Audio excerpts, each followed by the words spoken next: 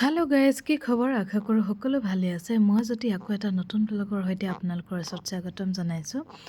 আৰু আজি যিহেতু 31 ডিচেম্বৰ 2024 লাষ্ট তাৰিখ, আৰু ৰাতিপুৱা গা পা ধুই মেলি সেয়া ৰাতিপুৱা তাপনাত পূজা দিলোঁ।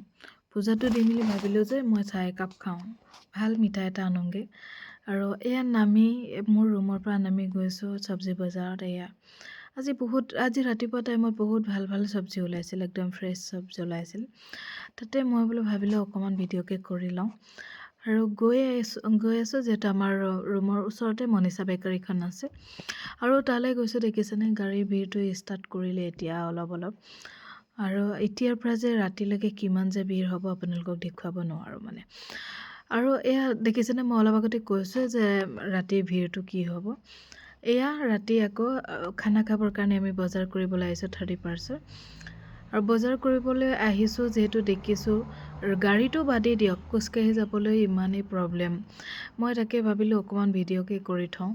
আৰু মানে খোজকাঢ়িবলৈ ইমানেই অসুবিধা হৈছিলোঁ